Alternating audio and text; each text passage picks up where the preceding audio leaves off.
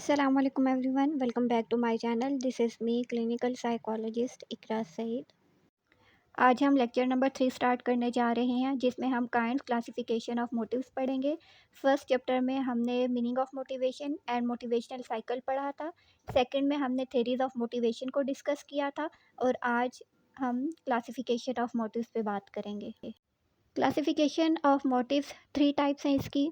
First पे biological, second psychosocial and third are stimulus motivations या motives.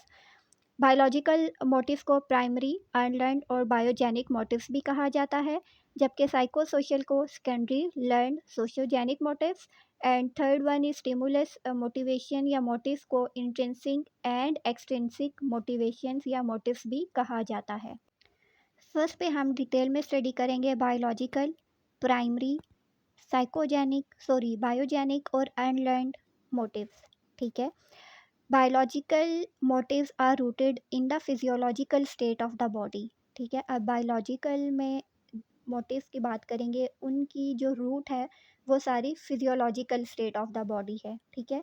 For example hunger, thirst, sex, sleep, pain, temperature regulation and need for oxygen. ठीक है। ये सारे points जो हैं बायोलॉजिकल नीड्स हैं, ये हमारी फिजियोलॉजिकल स्टेट ऑफ बॉडीज़ कहलाती हैं। ठीक है।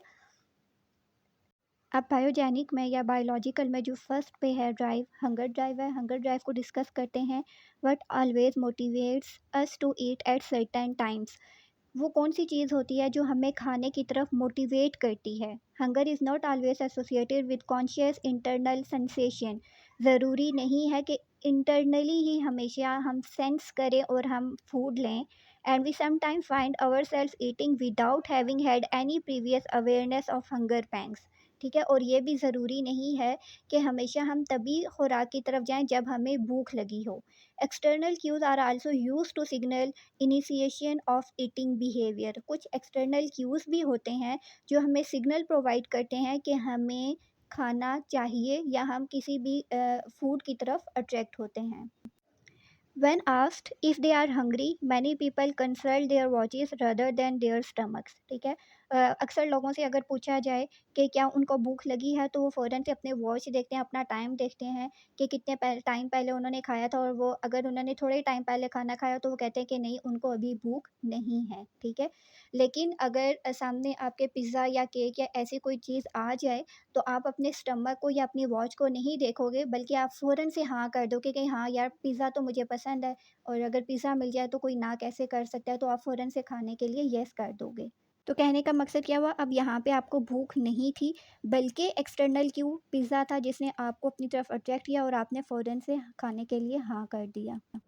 नेक्स्ट इस ग्लूकोस्टैटिक थ्योरी है, जो कि जीन मेयर ने प्रपोज की है। According to Jean Mayer, hunger occurs when glucose metabolism in individual cells is low.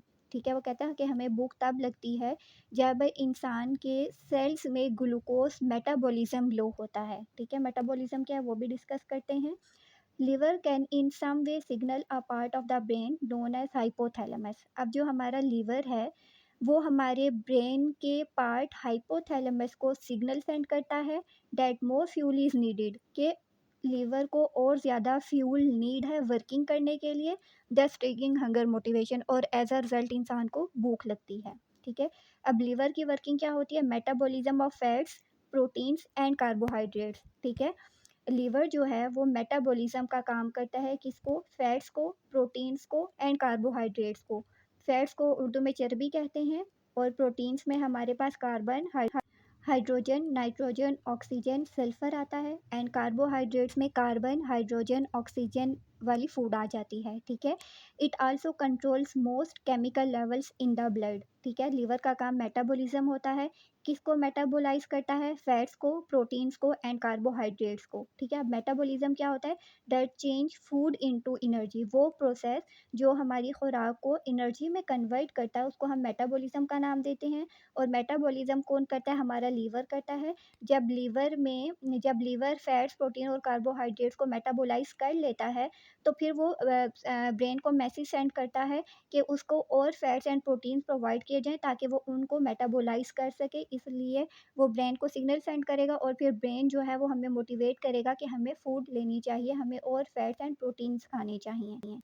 Two regions of hypothalamus are said to be involved in hunger drive. One is lateral hypothalamus and second one is ventromedial area. ठीक है, lateral hypothalamus which when stimulated animals eat. ठीक है, जब ये area stimulate होता है तो food ली जाती है. When it is damage animal stop eating and may die if not care. ठीक है, अगर ये पार्ट डैमेज हो जाए तो जानवर जो है वो खाना खाना छोड़ देता है और मर जाता है अगर उसकी केयर ना की जाए. ठीक है, सेकेंडरी वेंट्रोमीडियल एरिया, इसका मतलब क्या है, इनहेबिटरी रीजन फॉर हंगर ड्राइव. ठीक है, ये हमारी जो हंगर ड्राइव है उसको ख़त्म करता है, उसको रोकता है. When damage animal develop increase appetite, अगर ये डैमेज हो जाए तो फिर इंसान या जानवर जो है वो ज़्यादा अमाउंट में खाना खाने लग जाता है.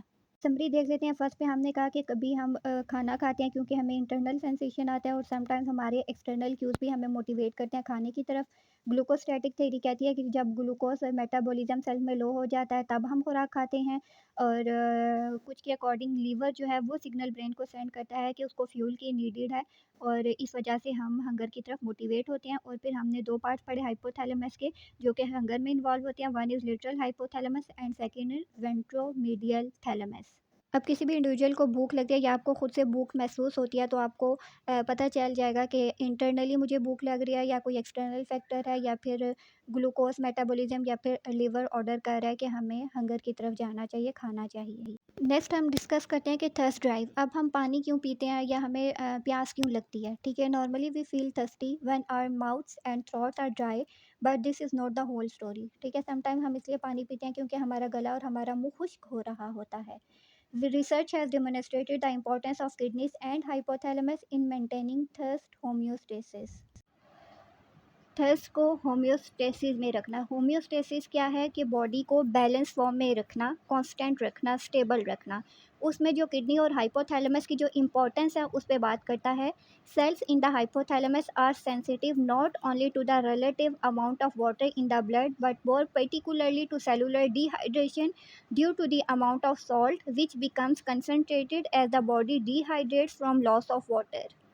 तो मतलब क्या हुआ कि जो हमारे हाइपोथैलेमस में सेल्स होते हैं वो ना सिर्फ ब्लड में अमाउंट ऑफ वाटर को कंट्रोल करते हैं या मेंटेन करते हैं, बल्कि सेलुलर डिहाइड्रेशन जो हमारी बॉडी में होती है. अब सेलुलर डिहाइड्रेशन क्या होती है कि सेल्स में से, बॉडी पार्ट में से वाटर की कमी हो जाने को हम सेलुलर डिहाइड्रेशन कहते हैं. ठीक है, dehydration mean loss of water और सेलुलर डिहाइड्रेशन मीन किसी बॉडी पार्ट में से या सेल्स में से डिहाइड्रेशन हो जाना. ठीक है, due to the amount of salt, salt की वजह से सॉल्ट ज़्यादा होते हैं, वाटर कम हो जाता है तो इसमें सेलुलर डिहाइड्रेशन हो गया है, बिकम्स कंसनट्रेटेड. और एज अ रिजल्ट क्या होगा, जब पानी कम हो जाएगा तो क्या होगा, कंसनट्रेटेड हो जाएगा, ठीक हो जाएगा. एज द बॉडी डिहाइड्रेट, जैसे ही बॉडी डिहाइड्रेट करेगी फ्रॉम लॉस ऑफ वाटर. ठीक है, यानी पानी की कमी हो गई, डिहाइड्रेट हो गई बॉडी, तो क्या हो जाएगा, सारा सिस्टम ठीक हो जाएगा. और जब ठीक तो हमारी बॉडी डिहाइड्रेशन स्टेट में चली जाएगी. जब डिहाइड्रेशन स्टेट में चली जाएगी तो हमें प्यास लगेगी और फिर जब हमें प्यास लगेगी तो हम पानी पिएंगे. ठीक है, तो ये डिफरेंट कंडीशंस होती हैं जो कि हमें थर्स्ट की तरफ मोटिवेट करती हैं. Next one is sex drive. Biological in nature होती है. ठीक है, it differs from thirst and hunger drive. It is not a response to a lack of some substance in the body and arises from any excess of substance like hormone. ठीक है, अब ऊपर हमने क्या पढ़ा था कि हमारी बॉडी में लॉस ऑफ वाटर हो जाता है, इस वजह से हम पानी पीते हैं. ठीक है, जब हमने फूड की बात की थी तो हमने क्या कहा था, ग्लूकोज लेवल होता है और लिवर, ग्लूकोज लेवल कम हो जाता है और लिवर जो है वो सिग्नल सेंड करता है. और उसके अलावा हमारे स्टमक में जो है जब हमें भूख लगती है तब थोड़ा सा पेन स्टार्ट होता है, इस वजह से हम खाने की तरफ जाते हैं. लेकिन सेक्स ड्राइव की अगर हम बात करें तो हमारे जिस्म में से किसी भी चीज़ की कमी नहीं हो रही होती. ठीक है, in human being sexual drive is primarily triggered by external stimuli. बल्कि क्या होता है कि कोई एक्सटर्नल स्टिमुलाई होता है जिसकी वजह से हमारी सेक्स ड्राइव अराउज होती है. And its expression depends very much on learning. The stimuli that trigger it may be visual, such the sight of an attractive partner. अब ये जो स्टिमुलाई ट्रिगर होता है ये विजुअल हो सकता है. फॉर एग्जांपल अगर हम किसी पार्टनर, अट्रैक्टिव पार्टनर को देखते हैं तो हमारी सेक्सुअल ड्राइव अराउज़ होती है, ठीक है? तो मतलब क्या हुआ कि कोई एक्सटर्नल स्टिमुलाई है जो हमारी सेक्स ड्राइव को अराउज़ करता है। जबकि अगर जानवरों की बात की जाए तो जानवर जब हीट पे होते हैं तो उनके ब्लड में एस्ट्रोजन लेवल वगैरह जो है वो हाई हो जाता है, जिसकी वजह से वो सेक्स की तरफ अट्रैक्ट होते हैं। ह्यूमन बींग्स तभी किसी इंडिविजुअल के साथ सेक्स रिलेशनशिप में रह सकते हैं जब वो लीगली एक दूसरे के साथ अटैच हों, अदरवाइज़ वो इस डिज़ायर को फुलफ़िल नहीं कर सकते। Next one is maternal drive is the motivation of animals and humans to take care of their offspring and sometimes even others as well. ठीक है कि ये एनिमल्स और ह्यूमंस में मोटिवेशन होती है कि वो अपने बच्चों का और समटाइम्स दूसरों के बच्चों की भी टेक केयर कर सकें, उनका ख्याल रख सकें। This is manifested as feeding and defending babies. ठीक है, और किस तरह वो ख्याल कर सकते हैं, उनको खुराक देकर और उनको धूप से, गर्मी से, सॉरी धूप या गर्मी, सर्दी या फिर सिक्योर करके, प्रोटेक्ट करके, उनका ख़्याल रख के मैटरनल ड्राइव को पूरा कर सकते हैं। नेक्स्ट इज़ पेन ड्राइव है। Pain has biological significance in that most harmful situations produce pain as well as injury. ठीक है, ये भी बायोलॉजिकल सिग्निफिकेंस है और मोस्ट हार्मफुल सिचुएशंस जो होती हैं उनकी वजह से इंसान को पेन भी होता है और ज़ख़म वगैरह भी हो जाते हैं। फॉर एग्जांपल एक्सीडेंट वगैरह हो या कहीं टक्कर वगैरह हो जाए। In seeking to avoid pain we also tend to avoid being injured. ठीक है, और पेन को अवॉइड करने के लिए हम खुद को इंजर्ड होने से, एक्सीडेंट होने से, गिरने से भी बचाते हैं। नेक्स्ट हमारे पास एयर ड्राइव है। Oxygen is most important requirements of the human body. ठीक है, ऑक्सीजन जो है वो बहुत ज़रूरी है इंसान के लिए। Severe oxygen deprivation even for a minute can result in neural damage. ठीक है, अगर एक मिनट के लिए भी ऑक्सीजन की कमी हो जाए तो न्यूरल डैमेज हो जाता है, यानी हमारी नर्व्स वगैरह जो हैं वो डैमेज हो जाती हैं। डीप ब्रीथिंग एक एक्सरसाइज अक्सर बताई जाती है कि वो करें ताकि आपकी बॉडी में ऑक्सीजन सही तरह से जाए। डीप ब्रीथिंग की वजह से हमारी बॉडी में एंडोर्फिन्स रिलीज़ होता है, जिसकी वजह से हम जो है वो अच्छा महसूस करते हैं और ये नेचुरल पेन किलर भी है जो बॉडी खुद से बनाती है। ठीक है, इसीलिए अगर आप परेशान हो, स्ट्रेस में हो तो डीप ब्रीथिंग किया करें। और डीप ब्रीथिंग को आम अल्फाज में कहते हैं लंबे लंबे सांस लेने की मशक।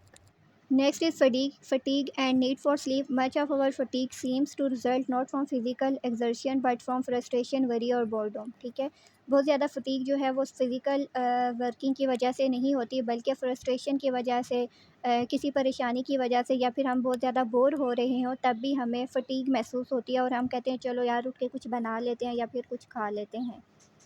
One of the most extreme forms of fatigue can be produce by the study contraction of a muscle. ठीक है, जब हम परेशान होते हैं तो परेशानी की हालत में हमारे मसल्स जो हैं वो रिलैक्स नहीं होते बल्कि कॉन्ट्रैक्शन फॉर्म में होते हैं। ठीक है, तो इसके नतीजे में भी हमारी जो भूख है वो हमें बहुत ज़्यादा लगती है। ठीक है, नेक्स्ट स्लीप है। One of the condition essential to sleep is a general relaxation of the body. ठीक है, हमारी बॉडी को रिलैक्स करने के लिए स्लीप बहुत ज़्यादा ज़रूरी है। इस वजह से हमारे अंदर स्लीप ड्राइव होती है जिसको फुलफ़िल करना ज़रूरी होता है। जब हम इसको फुलफ़िल कर लेते हैं तो स्लीप और ड्राइव हमारी सेटिस्फाई हो जाती है।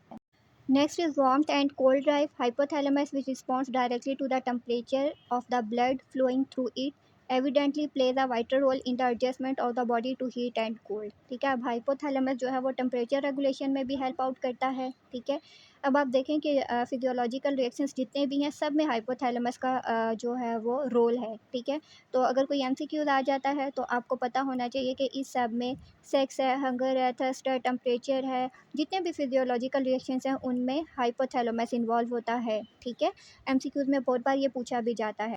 सर्दी में हमारी बॉडी का बहुत ज़्यादा कोल्ड हो जाना और गर्मी में हीट अप हो जाना, उस सारी चीज़ों को एडजस्ट करने में जिस का कंट्रोल होता है, ब्रेन के जिस पार्ट का कंट्रोल होता है वो हाइपोथैलेमस है।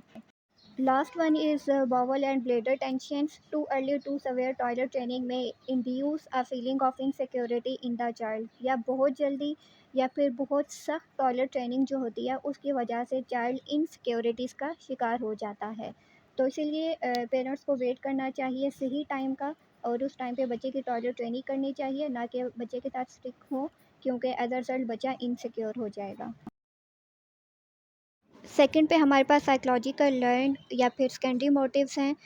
ये वो होते हैं जो इंडिविजुअल दूसरों से लर्न करता है, इन्वायरमेंट से लर्न करता है।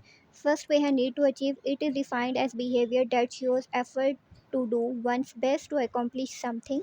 And to improve the performance. Simple आप हेडिंग्स याद रखेंगे तो आपको खुद से समझ आ जाएगा। अब देखिए नीड टू अचीव है तो अचीव मीन कुछ हासिल करना। अब इसमें इंडिविजुअल क्या होगा कि कोई चीज़ हासिल करने के लिए अपना बेस्ट देगा ताकि वो अपनी परफॉर्मेंस को इम्प्रूव कर सके। ठीक है, इसमें इंडिपेंडेंस ट्रेनिंग होती है। इंडिपेंडेंस ट्रेनिंग क्या है कि जब पेरेंट्स अपने चिल्ड्रन को इंडिपेंडेंटली मूव करना सिखाते हैं। For example stand up for their rights. ठीक है, कि वो बच्चे को सिखाते हैं कि किस तरह उसने अपने राइट्स के लिए फ़ाइट करनी है। पेरेंट्स बच्चे को इजाज़त देते हैं कि वो बाहर खेलने की तरफ जाए and do things for themselves, और बच्चों को सिखाते हैं कि किस तरह वो अपने लिए चीज़ें कर सकते हैं, किस तरह से कॉम्पिटिशन्स में पार्ट ले सकते हैं और किस तरह डिसीजन मेकिंग कर सकते हैं। इस सब में जब पेरेंट्स बच्चे को इन्वॉल्व करते हैं, ट्रेन कर, तो इसका मतलब क्या है कि वो बच्चे की इंडिपेंडेंस ट्रेनिंग कर रहे हैं, बच्चे को इंडिपेंडेंट होना सिखा रहे हैं। और फिर यही बच्चे होते हैं जो बड़े होके स्ट्रॉन्ग बनते हैं और अपने काम खुद करना वो जानते होते हैं, ना कि दूसरों पे सिर्फ डाल देते हैं। If children fail, parents don't complain. Instead of this, they urge their children to find areas in which they will be able to succeed. ठीक है, अगर बच्चे इनके फेल हो जाते हैं तो वो बच्चे को डिग्रेड नहीं करते, बल्कि वो बच्चे को सिखाते हैं कि किस तरह से वो अपने लिए सूटेबल एरिया फाइंड कर सकते हैं। ठीक है, अब जिसको ये बात समझ आ जाएगी तो वो अपने बच्चों की अच्छी ट्रेनिंग कर सकता है और उनको ज़्यादा से ज़्यादा मोटिवेट करता है ताकि वो अपने लिए खुद से रास्ते चुन सकें, अपने फ़ैसले कर सकें, अपने लिए अपने राइट के लिए बोल सकें। Next is need to affiliate with others. Affiliation refers to the need that people have to be with others. ठीक है, वो नीड होती है कि जो लोग दूसरों के साथ एफिलिएट होना पसंद करते हैं, मिलना पसंद करते हैं, उनके साथ रहना पसंद करते हैं। Fear is an important factor in the arousal of affiliation motive. ठीक है, एक फियर भी एक ऐसा इंपॉर्टेंट है फैक्टर है जो कि एफिलिएटिव मोटिव जो है उसको अराउज करता है, पैदा करता है। पर हैव द रिलेशनशिप। ठीक है, R S stand for relationship, आपने ऐसे नहीं रखना बल्कि पूरा करके लिखना है। ठीक है, relationship between fear and affiliation gets it start in childhood. ठीक है, कि हो सकता है कि जो एफिलिएशन का प्रोसेस है ये चाइल्डहुड में ही स्टार्ट हो जाए। Little children are comforted by others when they are anxious and afraid. ठीक है, अक्सर आप देखें जब बच्चे डर रहे होते हैं या किसी चीज़ से परेशान होते हैं तो वो फ़ौरन से पेरेंट्स के साथ लग जाते हैं या फिर पेरेंट्स का हाथ नहीं छोड़ते। तो एक फ़ियर है जो कि एफिलिएशन कॉज करता है। अब इसी तरह अगर कोई अडल्ट है, वो कोई हायर पोजीशन अचीव करना चाहता है तो वो ऐसे ही लोगों से एफिलिएट होगा, कांटेक्ट होगा, इंटरेक्शन करेगा, फ्रेंड्स बनाएगा जो उस लेवल पे पहुंचने के लिए उसकी मदद कर सकते हैं। नेक्स्ट इज पावर मोटिव है, स्ट्रॉन्ग सोशल नीड है पावर मोटिव। ठीक है, पावर क्या होता है? To influence others. ठीक है, दूसरों को इन्फ्लुएंस करने की सलाहियत को पावर कहते हैं। People with strong power motive try to control others. वो लोग जिनके पास स्ट्रॉन्ग पावर मोटिव होता है वो दूसरों को कंट्रोल करने की कोशिश करते हैं। McClelland has described 4 general ways in which power motivation is expressed. ठीक है, 4 वेज बताएं जिसमें हम पावर मोटिवेशन को एक्सप्रेस कर सकते हैं।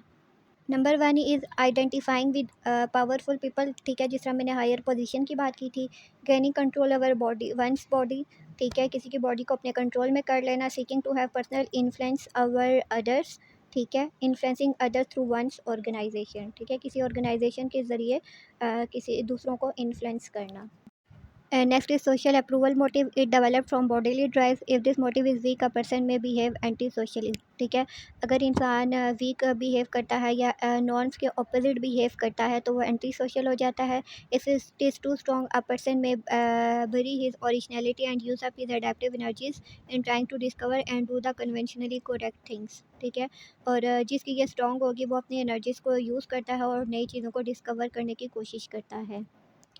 Self-actualization at last refers to an individual's need to develop his or her potentialities to do what he or she is capable of doing. Self-actualizer then are people who make the fullest use of their capabilities. वो लोग जो अपनी potentialities को, अपनी capabilities को, अपनी creativity को जानते हैं, उनका कैसे इस्तेमाल करना है, कितनी पावर उनको चाहिए और वो पावरफुल होने के लिए और उनको कितना स्ट्रॉन्ग होना चाहिए, उसको हम सेल्फ एक्चुअलाइजेशन का नाम देते हैं। Number 3 is stimulus. Motives includes exploratory curiosity, competence and motivation for work. Curiosity, need to investigate. Inborn motive होता है ये, we are motivated to find out what's new by exploring the world around us. ठीक है, हम हमेशा ये कोशिश करते हैं कि हम ये सर्च करें कि क्या न्यू है। और ये हम सब एक्सप्लोर कैसे करते हैं television, radio, movie, sports, novel, book, newspaper के through. And next is competence motive. We are motivated to master challenges environment. This is called competence motive, यानी हम चैलेंजेस को जब ओवरकम करने की कोशिश करते हैं उसको हम कंपिटेंसी मोटिव्स कहते हैं। इनमें इंट्रिंसिक और एक्सट्रिंसिक मोटिवेशन होता है। अब इंट्रिंसिक वर्सेस एक्सट्रिंसिक को मैं अपनी नेक्स्ट वीडियो में एक्सप्लेन करूँगी आपको। And the last one is motivation for work. Many studies have shown that the intrinsic satisfaction derived from work are more important than physical working conditions or even monetary compensation in determining job satisfaction. ठीक है, कहते हैं कि internal से भी ज़्यादा intrinsic जो satisfaction है वो इम्पॉर्टेंट होती है। Good salary and working conditions are not unimportant to the worker but are respected as part of his contract, work contract. ठीक है, यानी गुड सैलरी जो है वो उसके कॉन्ट्रैक्ट का पार्ट होता है, इसीलिए वो इतना अनइम्पॉर्टेंट नहीं होता, बल्कि वो एक्सपेक्ट करता है कि ये उसकी जॉब का पार्ट ही होगा। नेक्स्ट वीडियो में मैं एक्सट्रिंसिक एंड इंट्रिंसिक मोटिवेशन के बारे में बताऊंगी। कोई सवाल हो कमेंट में पूछ सकते हैं। नेक्स्ट वीडियो में मिलते हैं। टिल देन टेक केयर, अल्लाह हाफिज़।